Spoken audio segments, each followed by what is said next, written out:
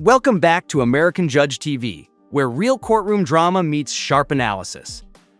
Today, we're inside Judge Raquel West's courtroom for a high-stakes bond hearing that mixes probation, money laundering, and one very unusual explanation involving a French bulldog. You don't want to miss this. Okay, good morning. Are you Ronnie Green III? And Mr. Green, we have 23 DCCR 1502 and 24 DCCR 1320. Mr. Green is on probation for possession of a prohibited weapon and possession of marijuana. Motion to revoke probations have been filed in those two cases. There's a new indictment in cause number 25 DCCR 0735. Mr. Green is charged with money laundering. Mr. Galmore has filed writs asking that I set bonds in those two MTRP cases. He is on deferred probation, so generally entitled to a bond, but based on the nature of those offenses and that new offense, I wanted to have a hearing and get the state's input on their position on bond amounts, and bond conditions. Your Honor, the state's filed a reply to the writ that was filed by Mr. Gilmore. I don't know if you had an opportunity to see that or I've kind of laid out the state's argument Okay, in that reply. let me look at it I'm happy real to read quick. that. I feel like I might have seen it, but I've slept since then, so give me a second to. Judge, I don't know if you see letters in there as well. There's been letters that have been supplied to the court. Okay, I'll take a look at all of that. I don't know. Do I have any of that over there? Anything printed out on him? Some of that sounded familiar. Yes, okay, so I saw the letters. Yeah. I can summarize it for you, Judge. Okay, the letters I got printed. Let me look at this real quick. Now this is looking familiar as well.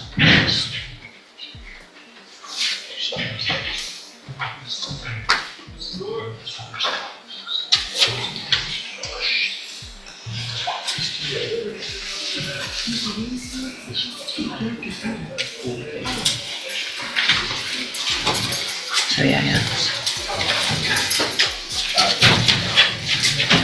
And I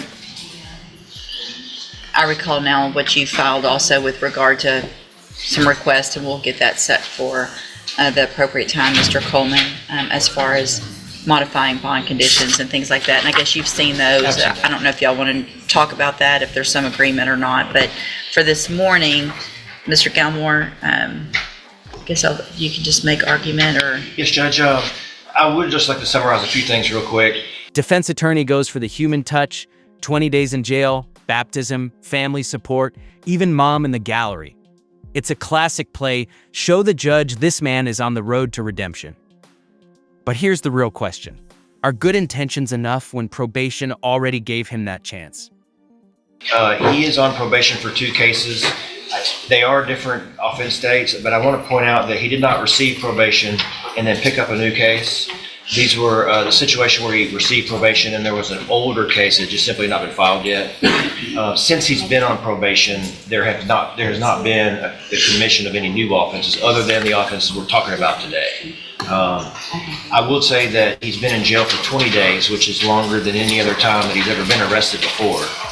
I did have discussions with the state today about a possible resolution that would involve Mr. Green going to ISF and not revoking his probation, and that sounds like a reasonable outcome. I have not had an opportunity to review the discovery in the new case, and so I don't feel like I'm in a position yet to advise my client on what would be the best option as far as that's concerned. I would point out that in the letters, there's one thing that really kind of struck a chord with me, is that since this alleged offense of the money laundering, which was earlier this year, Mr. Green has really taken a lot of efforts in his life to start walking the correct path. He became more involved in his church. He was baptized since the alleged commission of this offense. He's got a lot of family support. His mother is here in court today on his behalf. And so what we're just simply asking the court to do is set reasonable bonds. He is on deferred.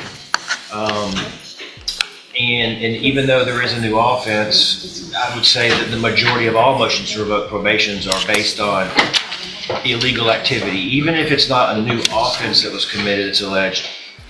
Very common is a failed drug test, and obviously if you're failing a drug test, you're committing a crime at some point, possessing that illegal drug. And so we're just simply asking the court to set reasonable bonds. I believe reasonable bonds in this scenario would be about $10,000 on each case. I believe the government is asking for $50,000 in their motion. Your Honor, and The prosecution hits back hard, asking for a $50,000 bond. Why so high? Because money laundering linked to drug trafficking isn't just a mistake, it's a dangerous pattern. Their argument: second chances were already spent last year.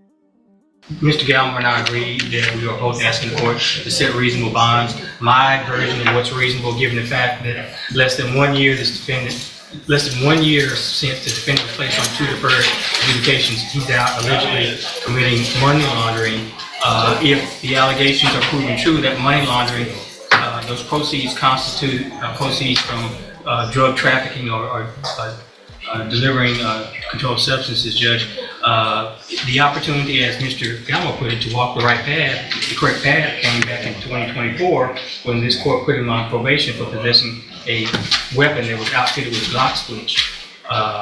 My version of what a reasonable bond should be in light of this defendant's actions is no less than $50,000 in each case, Judge. So if there is two things with regard to what you're talking about. One is, depending on whether or not the allegations were proven true, and if there was some thought of continuing Mr. Green on his probations and getting a probation on that new case, the only way I would go along with something like that would be for ISF. And Judge West doesn't mince words. She points out that programs like ISF are meant to prepare defendants for freedom, not give them a free pass out of jail. Translation: I don't buy that you're ready to walk free just yet. It's a reality check, delivered with authority. Some type of cognitive program in custody. And while I understand and appreciate that he's making some strides on his own, from a legal standpoint, it doesn't make a whole lot of sense for him to be back out and then go right back in to ISF. The point of ISF is to get that done so that when you get out, you've got better tools to make better decisions so that you don't end up in prison for, I mean, you're looking at prison up to 10 years on those 2 cases, and then you've got the new money laundering case. So To address that, just real quick, Judge, the money laundering case, I've only been on the case for approximately 2 weeks. right. Speaking with Mr. Green, he states that he does have proof for a lot of the money, so I don't think at this point I can even advise him that agreeing to a deal where he goes ISF when that's the only violation is the appropriate route. Of course, with him being in jail, it's a lot harder for him to assist in his own defense of that case. And Judge, of course, the state has a different position on the proceeds or where those funds were derived from and our ability to prove where they came.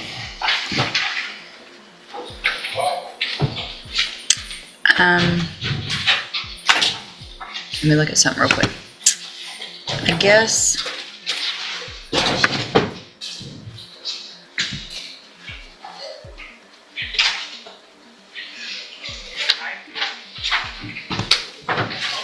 I'm just taking a look at the probable cause affidavit on the money laundering just to get an idea of what those facts are. I think I have a little bit of them from the facts, obviously, from Mr. Coleman's response to your request, but let me look at this real quick. Actually, I can't read it. I'm printing something.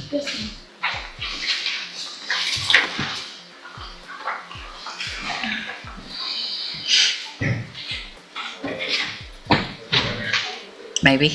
Maybe. It's a long way. It's a long way for it to go from here to there.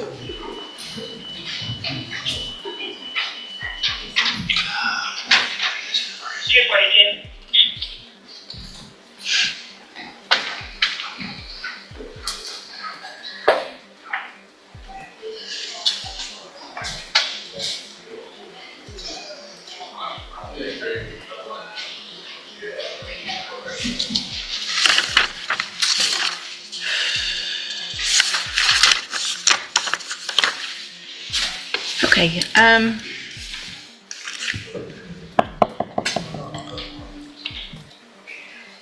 how long, obviously you need some time, Mr. Galmore, but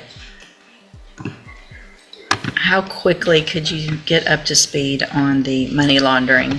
It wouldn't take me very long to get up to speed on the discovery and watching the videos, but it'd be substantially more difficult to try to track down financial records for Mr. Green while he's incarcerated in the Jefferson County Jail, which is one of the reasons why we're asking for bonds, so they can assist in that part of his defense. Your Honor, I would offer this. When interviewed by the law enforcement, the defendant indicated that he had no records that would show the source of the proceeds they received. That you're correct, that's what I see as well, other than maybe one social media post on Instagram. It appears on the roadside discussions about the sources of money that Mr. Green did not have a lot of answers necessarily, but I would say that on the side of the road, and the question about. Well, I think they brought him in and Mirandized him, right? Once at the jail, read Miranda warnings, waived his rights, and during the interview, couldn't explain how he obtained it, advised he sold one French. Now, here's the curveball. Defense points to Bulldog's sales, Cash App payments, and a car wreck settlement as proof of legit income. But with records still unclear and social media posts entering the mix, Judge West will have to decide whether this story adds up or needs a closer look. Bulldog late last year for $1,500, but nothing else. Didn't have a job. One Cash App thing he could show for that one dog. So, I haven't seen that video Yeah. yet. I'm assuming it's video recorded, it's posted. it should be, yeah. I just haven't had an opportunity to review that video. I do know that there was a car wreck where he received a settlement from that car wreck, so there were some additional funds that weren't discussed. But again, I don't have access to those records as of yet. Okay. All right, so what I'm going to do is grant. And finally, Judge West strikes a balance. Not the $10,000 the defense wanted, not the $50,000 prosecutors demanded, $35,000 each, plus GPS monitoring and county lockdown. It's the judge's way of saying, you can walk, but only on a very short leash. The relief requested in 23-1502 set the bond in that case at $35,000. In 24 DCCR 1320 also set the bond at $35,000 in that case. I'm going to order as a condition of both of those cases that Mr.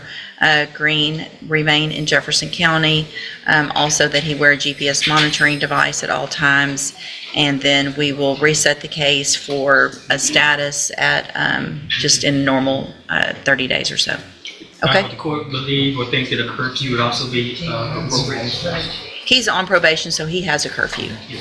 All the standard conditions. All the standard, you're still on probation, so if you make these bonds, all your regular conditions apply, but now there's the GPS monitoring device and a remain in Jefferson County also as a condition of your bond, not just your probation. Okay?